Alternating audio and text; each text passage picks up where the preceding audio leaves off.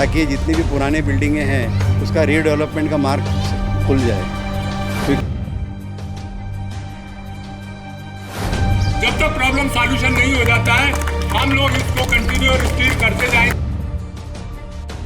जो political class है ना, बहुत ही बेशरम क्लास है। समंदर किनारे बसे देश की आर्थिक राजधानी मुंबई, जिसे सपनों का शहर भी कहते हैं, यहाँ बसने वाले हर बासिंदे का अपना एक सपना होता है। सपना कि उसका अपना एक आशियाना हो। वो जिंदगी भर कड़ी जद्दोजहद करते हैं, अपनी कमाई की पाई पाई जोड़ते हैं और फिर उसे इन्वेस्ट करते हैं, एक घर खरीदते हैं ताकि वो अपने परिवार के साथ सुकून पल भर बिता सकें। लेकिन जब उन्हें अपने ही कमाई से खरीदे गए आशियाने के लिए संघर्ष करना पड़े तो सोचिए उस पर क्या बीतती होगी, उस परिवार का क्या होता होगा और उस परिवार पर रहने वाले लोगों का इसका क्या असर होता होगा। नमस्कार, मैं हूं शुभम मिश्रा और आप देख रहे हैं हमारी खास पेशकश बोल मुंबई बोल, जिसके जरिए हम जनता की आवाज़, जनहित से जुड़े मुद्दे प्रशासन तक पहुंचाने का प्रयास करते हैं। आज एक बार फिर हम हाजिर हैं मुंबई के जुहू इलाके में, जहां कुछ लोग हाथों में कटआउट्स लिए खड़े हैं। इनकी अपनी मांगें हैं, इनकी अपनी परेशानियां हैं और हम इनकी परेशानियों और इनकी मांगों को प्रशासन तक पहुंचाने का प्रयास करेंगे। हम इस कार्यक्रम की शुरुआत करें, लोगों से सवाल जवाब करें, लेकिन उससे पहले अपने कैमरामैन FS पटेल को कहेंगे कि एक बार वो इन सभी का चेहरा, इन सभी की तस्वीरें अपने कैमरे में कैद करें और दिखाने का प्रयास करें कि आखिर क्या मांगे हैं। इन हाथों में जो कटआउट्स हैं उनमें अलग अलग स्लोगन हैं, उनकी अपनी मांगे हैं। उन स्लोगन्स में सिर्फ एक ही चीज़ है, हमें न्याय चाहिए, हमें हमारा अधिकार चाहिए और हमारी जो मांगे हैं वो प्रशासन और सरकार मांगे। अब देखना ये दिलचस्प होगा कि किस तरीके की ये मांगे हैं, किस तरीके से लोग अपनी बातें रखते हैं। तो हम सबसे पहले अपनी बातचीत शुरुआत करेंगे राजनीतिक और सामाजिक एक्टिविस्ट श्याम लालवानी जी से। तो उनसे सबसे पहला सवाल यही है कि सर, सबसे पहले तो विस्तार से आप बताइए कि पूरी समस्या क्या है। जो मैं Shyam Lalwani socio political activist Juhu में 40 साल से रहता हूँ। जो सबसे बड़ी समस्या ये है कि ISO 150 SRO 150 1903 के मुताबिक 500 यार्ड के जो क्षेत्र में जो रीडेवलपमेंट रेस्ट्रिक्टेड था, उस रेस्ट्रिक्शन को हम लोगों का काफ़ी, जो आपने जैसे भी मिश्रा जी आपने बताया कि यहाँ की गाड़ी कमाई से जो लोग अपना घर खरीदे हैं उनके 40-40, 50-50 साल पुरानी बिल्डिंग से हो गई है और वो बिल्डिंग्स अभी रीडेवलपमेंट की कगार पे हैं। अगर ये वर्षा ऋतु के मौसम में अगर कोई भी अगर सोसाइटी में या कोऑपरेटिव सोसाइटी में डायलेपिलेटेड हो जाती है या उसमें दरारें हो जाती है तो BMC उसको इवैक्यूएशन का नोटिस दे सकती है। तो इस कंडीशन में हमारा सीनियर सिटीजन कहाँ जाए? ये नहीं कि मैं सीनियर सिटीजन होने के नाते मैं सीनियर सिटीजन के लिए फेवर कर रहा हूँ, लेकिन ये एक बड़ी समस्या है, बहुत बड़ी समस्या है सीनियर सिटीजन के लिए और यहाँ पे सारे लोग जो रहवासी हैं उनके लिए सबसे बड़ी समस्या है। आज आज इस 500 यार्ड के रेस्ट्रिक्शन में 15 मीटर के ऊपर की हाइट का रेस्ट्रिक्शन है। 15 मीटर तक आप कंस्ट्रक्ट कर सकते हो, जैसा कि SRO 150 के तहत, 1903 के तहत। तो उसके बाद ये जो 19 जनवरी 1976 में लागू किया था और all of sudden Adarsh scheme के बाद 2010-11 में इसको बहुत तेज़ी से इम्प्लीमेंट कर दिया और इसके बाद कोई रीडेवलपमेंट नहीं हो पा रहा है। तो हमारी सबसे यही है, हम लोग माननीय प्रधानमंत्री जी और राजनाथ सिंह, अपना डिफेंस मिनिस्ट्री राजनाथ सिंह जी से ये सबसे अपील करते हैं कि इस प्रॉब्लम को का संज्ञान ले और ये इस प्रॉब्लम के लिए कुछ ना कुछ सॉल्यूशन अगर आपके पास है तो अच्छी बात है, नहीं है तो हम लोग जो है सॉल्यूशन देने के लिए भी एक सूटेबल सॉल्यूशन देने के लिए तैयार है। जो हमारी टीम है वो आपको सूटेबल सॉल्यूशन देने के लिए हमेशा तैयार है। जय हिंद, जय महाराष्ट्र। अच्छा, एक चीज़ और जानना चाहेंगे, जैसे आपने SRO 150 का जिक्र किया, तो सबसे पहले अगर हम SRO 150 के बारे में कहें तो ये आम भाषा में क्या है? आम भाषा में ये मिलिट्री डिफेंस एक्ट है जिसको SRO 150 के नाम से जाना जाता है और जिसमें एक सिग्नलिंग टावर रहता है। वो टावर के अंतर्गत जो मिलिट्री का कहना है कि हमारी रेडियो सिग्नलिंग अफेक्टेड होती है, तो ये उसके संबंधित है। ये जो एक्ट है कहाँ, जुहू में किन इलाकों में लागू है, कितनी इमारतें इसके प्रभावित है और कितने लोग इससे प्रभावित हैं? इससे मेरे हिसाब से और जहाँ तक मुझे आंकड़े मालूम है, यहाँ पर 6000 फैमिलीज़, करीब 6000 फैमिलीज़ अफेक्टेड है। और जैसा कि आपने बताया कि जैसा कि आपने पूछा कि या 189 190 के तहत कोऑपरेटिव सोसाइटीज़ अफेक्टेड है। हम चाहते हैं कि सबको न्याय मिले और हम तो शांति प्रिय लोग हैं, डेमोक्रेसी में विश्वास रखते हैं। डेमोक्रेसी में हमारे जो लकड़ावाला साहब हैं और गोरे साहब हैं, सब लोगों ने जो लेटर दिखा है उन सबको लेटर लिखे हैं, डिफेंस मिनिस्ट्री को और दूसरे लोगों को भी, प्रधानमंत्री जी को भी लेटर लिखे हैं, लेकिन उनका सूटेबल जवाब नहीं मिल पा रहा है। तो इसके लिए आज ये एक अवेयरनेस रैली है जो हम लोगों ने अवेयरनेस रैली करी है। इसका सीधा यही मतलब है कि गवर्नमेंट इस चीज़ का संज्ञान ले। तो दरअसल इनका कहना है कि करीब 189 इमारतें हैं जो डिफेंस एक्ट के जरिए रिस्ट्रिक्टेड की गई हैं, उन्हें रीडेवलपमेंट करने की अनुमति नहीं मिली है, जिसके चलते करीब 6000 ऐसे परिवार हैं जो प्रभावित हैं। अब आगे इनका क्या होगा ये तो आने वाला वक्त बताएगा, प्रशासन इस पर क्या एक्शन लेता है वो भी आने वाले वक्त में पता चलेगा। इनकी मांग यही है कि उन बिल्डिंगों को जो रिस्ट्रिक्शन किया गया है उस पर आर्मी और डिफेंस मिनिस्ट्री, सेंट्रल गवर्नमेंट हो, राज्य सरकारें हों या यहाँ के स्थानीय प्रशासन के अधिकारी हों, तमाम लोग इस पर संज्ञान लें और इस मामले को सुलझाने का प्रयास करें। आइए और कुछ लोगों से बातचीत करते हैं और इस पूरे मुद्दे को समझने का प्रयास करते हैं। सर, सबसे पहले आपका नाम? मेरा नाम है बीबी लाकड़ावाला। जैन साहब, जो समस्या है सबको मालूम है। मैं एक ही विनती करता हूँ कि प्रधानमंत्री के, रक्षा मंत्री, चीफ मिनिस्टर के, डेप्यूटी चीफ मिनिस्टर हमें बुलाए, हमसे बातचीत करें और हमारा प्रॉब्लम क्या है। हम लिख के थक गए, 7 साल हो गया और 14 साल से रिस्ट्रिक्शन है, लेकिन न तो कोई बुलाता है, हमारा लेटर किधर जाता है वो भी मालूम नहीं पड़ता है। असेंबली में मुद्दा उठता है, लोकसभा में मुद्दा उठता है और डिफेंस मिनिस्ट्री बोलती है कि we will look into, but look into 14 साल तक लुक इनटू ही नहीं होता है। वो एक बहुत सरप्राइजिंग चीज़ है। हमें जो बुलाए, एक हम मेरा कमिटी में उससे बुलाए, उससे बातचीत करें और इसका कोई समाधान निकाले।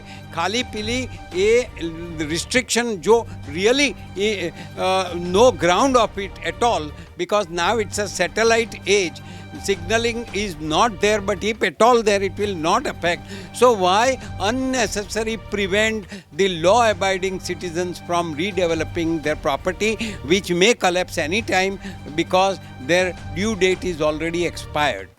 We want तो कुल मिलाकर जो मुद्दा है वो रीडेवलपिंग का है। डिफेंस मिलिट्री एक्ट लागू होने के चलते यहाँ रीडेवलपमेंट करने, रिकंस्ट्रक्शन करने की अनुमति नहीं मिल रही है, जिसके चलते कई परिवार प्रभावित हैं। यहाँ कुछ महिलाएं यहाँ मौजूद हैं, वो भी अपने प्रोटेक्शन, जो ये प्रोटेस्ट है, जो ये मार्च है, जो अवेयरनेस रैली है, उसमें शामिल हुई हैं। कुछ उनसे भी हम बातचीत करेंगे, लेकिन उससे पहले और इसमें तकनीकी तौर पर जानने का प्रयास करते हैं कि आखिर जो यहाँ इमारतें हैं, जो मकान हैं, उन्हें रीडेवलपमेंट करने की अनुमति क्यों नहीं मिल रही, इसमें तकनीकी अड़चन क्या है। इसमें तकनीकी अड़चन ये है कि ये जो इमारतें हैं वो सभी 500 यार्ड्स, ये जो सिग्नलिंग स्टेशन है यहाँ का, जू का, मिलिट्री का, उससे 500 यार्ड्स के भीतर जो भी बिल्डिंग्स आती है, उन बिल्डिंग्स की हाइट 15 मीटर के ऊपर देने की परवानगी ये अपने आर्मी वाले देते नहीं है। तो हमें बेसिकली ये कहना है कि अभी ये जो सिग्नलिंग स्टेशन है वो नॉन ऑपरेटिव है और उसका कोई अभी मतलब इम्पॉर्टेंस नहीं है, क्योंकि अभी जो डिजिटल एज में जो सिग्नलिंग होता है वो वर्टिकल सिग्नलिंग होता है, सैटेलाइट से होता है। तो ये जो पुराना वाला जो हमारा जो रूल बनाया हुआ है उसको रिलैक्स करने की हम डिफेंस मिनिस्ट्री के लोगों को रिक्वेस्ट कर रहे हैं। तो ये यही है हमारा ये कि क्योंकि ये जो बिल्डिंग्स है 40-40, 50-50 साल पुरानी हुई है, गिरने को आई है। ऐसी कई बिल्डिंगें हैं कि जिनको मतलब रीडेवलपमेंट नहीं करेंगे तो ये बिल्डिंगें गिर जाएगी और उसमें रहने वाले सारे के सारे फैमिलीज मर जाएगी। तो ये जो है प्रशासन को इसकी दखल इमीडिएटली लेनी है और उसके ऊपर कार्रवाई करके ये जो रूल है उसको रिलैक्स करके 500 यार्ड के बदले में 50 यार्ड करे या जो भी कम कर सकते हैं वो कम करना चाहिए। ये हमारी विनती है। मांगों को लेकर सिर्फ एक ही चीज़ है कि जो नियम है, जो कानून लागू किया गया, उसमें कुछ बदलाव किए जाएं ताकि लोगों को राहत मिल सके। यहाँ हम रुकेंगे एक छोटे से ब्रेक के लिए। ब्रेक के उस पार भी लगातार बातचीत जारी है।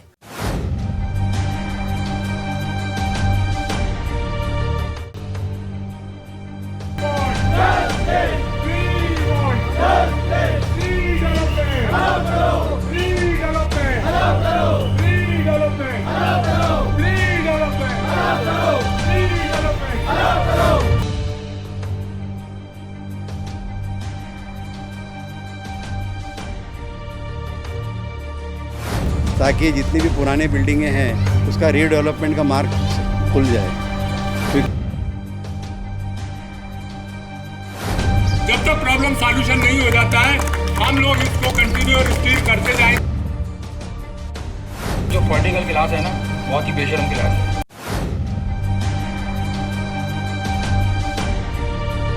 ब्रेक के बाद आप सभी का स्वागत है। साल 1903 का वक्त था जब डिफेंस आर्मी एक्ट के तहत SRO 150 आया और इसे 1976 में आज़ादी के बाद देश में लागू कर दिया। इसके जरिए आज मुंबई में जो समस्या खड़ी हुई है, जुहू में जो समस्या खड़ी हुई है, इस कानून के तहत हुई है और लोगों की सिर्फ एक ही मांग है कि इस कानून में संशोधन किया जाए, इसमें लोगों के हित की बात देखी जाए। जो लोग आज बेघर होने की कगार पर हैं उनकी समस्याओं पर ध्यान दे, चाहे वो केंद्र सरकार हो, राज्य सरकार हो या फिर डिफेंस मिनिस्ट्री। चलिए बातचीत करते हैं और इस मुद्दे को और तकनीकी तौर पर जानने का प्रयास करते हैं कि आखिर क्या वजह है। यहाँ कुछ महिलाएं हैं जो अपने हाथों में कटआउट्स लिए खड़ी हैं। उनकी मांग एक ही है कि सरकार इस SRO को जो 150 का जो नियम है इसे कहीं ना कहीं रिप्लाइड करे, इसमें बदलाव करे ताकि उनके जो घर हैं, मकान हैं, वो सुरक्षित हो सके। और आने वाले समय में जो ऐसी कई इमारतें यहाँ हैं जो जर्जर अवस्था में हैं और उनकी मौजूदा मांग यही है कि इन्हें तत्काल रीडेवलप किया जाए ताकि उनके घर सुरक्षित हो सके, उनके बच्चों का भविष्य सुरक्षित हो सके। सर, सबसे पहले एक आध चीज़ और जानना चाहेंगे, किस तरीके की आपकी मांगे हैं? हमारी मुख्य मांग ये है कि हमारे जितने यहाँ लोग रहते हैं, आपके TV के माध्यम से मैं कहना चाहता हूँ कि ये जो SRO है 150 ये काफ़ी पुराना हो चुका है, आउटडेटेड हो चुका है। और आज की जो टेक्नोलॉजी है, एडवांस टेक्नोलॉजी है, सैटेलाइट की टेक्नोलॉजी है, तो इसको हटाया जाए ताकि जितनी भी पुरानी बिल्डिंगें हैं उसका रीडेवलपमेंट का मार्ग खुल जाए। क्योंकि हम लोग अब इस एज में, हम लोग अभी 70 साल की मेरी उम्र है, अब मैं नया घर खरीद नहीं सकता हूँ इस एरिया में। तो अगर ये डेवलपमेंट नहीं होगा तो मैं रास्ते में आ जाऊँगा, मेरा परिवार रास्ते पे आ जाएगा। तो मैं गवर्नमेंट से रिक्वेस्ट करता हूँ कि कृपया इस मैटर पे ध्यान दें। हमारे डिफेंस मिनिस्ट्री से, प्रधानमंत्री से और यहाँ के लोकल जो म्यूनसिपैलिटी के IAS ऑफिसर हैं उनसे रिक्वेस्ट करता हूँ कि इस पे थोड़ा ध्यान दें और हम लोगों को कुछ राहत मिले। धन्यवाद। तो जिस तरीके से है यहाँ जो बुजुर्ग हैं, ज़्यादातर आप देख सकते हैं कि सभी उम्र दराज लोग हैं जिन्होंने सालों पहले अपनी गाढ़ी कमाई, अपनी पाई जोड़कर यहाँ घर खरीदे थे और आज उन घरों की जो हालत है वो बद से बदतर है। उनकी मांग है कि उन्हें रीडेवलप किया जाए ताकि उनके लिए एक जो समस्या है, आने वाले वक्त में बरसात आने वाली है, कई ऐसी इमारतें हैं जो काफ़ी जर्जर है और यदि वक्त रहते उन्हें डेवलप नहीं किया गया तो किसी भी हादसे या किसी गंभीर हादसे का होने से इनकार नहीं किया जा सकता है। कुछ और लोग हमारे साथ यहाँ मौजूद हैं, चलिए उनसे बातचीत करते हैं और इस पूरे मुद्दे को समझने का प्रयास करते हैं कि आखिर उनकी इमारतों को जो रीडेवलपमेंट का प्रोसेस है वो क्यों रुका हुआ है। सर, इस पर आप क्या कहेंगे? देखिए, मैं आप बताऊं, अभी हमको इसका सोल्यूशन ढूंढने का है। मैं आपको प्रॉब्लम नहीं बताऊंगा, I think you have understood very well कि क्या प्रॉब्लम है, कौन से एक्ट है, क्या है। अभी सवाल है कि ये एक्ट कैसे तोड़ा जाए, कैसे ख़त्म करा जाए। मैं उसके मुद्दे पे आऊँगा। हमारे लाकड़ावाला साहब हैं जो हमारे कैप्टन समझ लीजिए, उन्होंने 17 साल से बेचारे इसमें लगे हुए हैं। उन्होंने प्राइम मिनिस्टर को लेटर लिखा है। अब अपना जो local MLA Amit Satam is very helpful, उनको लिखा, पर वो उनके हाथ में नहीं, क्योंकि सेंट्रल गवर्नमेंट की क्या कहते हैं प्रोगेटिव है, वही करेंगे। तो अभी मैंने उनको सजेशन दिया था, आज मीटिंग हुई थी, आप नहीं थे उस टाइम। मैंने उनको यही बोला है कि अगर हम बिल्कुल फेल हो जाते हैं तो एक ही तरीका जनता के पास कि हम लोग किसी को वोट नहीं करेंगे। सोसाइटी में किसी भी, चाहे कोई भी पार्टी का हो, I am not talking about any party, we will not allow them to enter our buildings. तो जब ये बात होगी, पूरी नेशनल मीडिया पे आएगा, तो इनको 10 बार सोचना पड़ेगा। नहीं यार, ये तो रफड़ा हो गया। तो मैं सोचता हूँ कम से कम 7-8 हज़ार वोट हैं यहाँ पे, और दैट मीन्स ए लॉट विधानसभा के लिए और कॉर्पोरेटर के लिए तो बहुत बड़ी बात है। 7-8 हज़ार वोट में तो फैसला हो जाता है। तो अभी हमने ये सोच लिया है, आप आए हैं, बहुत अच्छा किया, आप कवर कर रहे हैं हमको। That is the only way out. एक चीज़ और समझना, जैसे इसका सोल्यूशन किस तरीके से हो, क्या आपकी जो प्रमुख चीज़ें हैं? सोल्यूशन देखिए इसका ये है, हम लेटर लिखते हैं, हमको रिप्लाई तो करो कम से कम यार। गवर्नमेंट के आप रिप्लाई करो, डिफेंस के लोगों को बिठाओ, डिफेंस मिनिस्टर बड़ा आदमी ना आए, डिफेंस के जो लोकल लोग हैं वो आएँ, हमको हमारे लोगों को बुलाएं कि भाई आपकी क्या प्रॉब्लम है। आमने सामने बैठे, हर एक प्रॉब्लम सॉल्व हो सकती है यार। कोई ऐसी रॉकेट साइंस तो नहीं है कि सॉल्व हो सकती। आमने सामने, सर हम ये चाहते हैं, वो बोलेंगे नहीं आप ये नहीं कर सकते। तो बात ही नहीं करता कोई यार, रिप्लाई नहीं करता है। आप समझेगा, जनता को, जनता के राज में जनता के लेटर को रिप्लाई नहीं कर रहा। दैट इज़ द मोस्ट, क्या कहते हैं, जो डेंजर पार्ट है वो ये हो रहा है आजकल। मतलब हाँ, जाना चाहिए कितनी बार आप लोगों ने अब तक किस तरीके से पत्राचार हुआ है? कई बार ये पत्र व्यवहार हुआ है, लेकिन अभी तक हमें कोई उसका रिप्लाई ही नहीं मिला है। और हम पीएम साहब से खास अपील करेंगे कि जिन्होंने कहा कि जो आउटडेटेड रूल्स थे, जो 1400-1500, वो उन्होंने नलीफाई कर दिए, कैंसिल कर दिए, तो ये भी एक वैसा ही एक कुछ रूल बचा पड़ा है। तो हमारी अपील है उसमें एक रूल और जोड़ दीजिए ताकि हम सब 40,000 लोग जो यहाँ रह रहे हैं वो अपने हर रोज़ का चिंता बगैर कि ये घर कब टूट जाएगा, हम उसमें कब दब जाएंगे, ऐसी कोई मानसिकता हमारे छोटे छोटे बच्चे, ये किसी को ऐसी तकलीफ़ ना हो।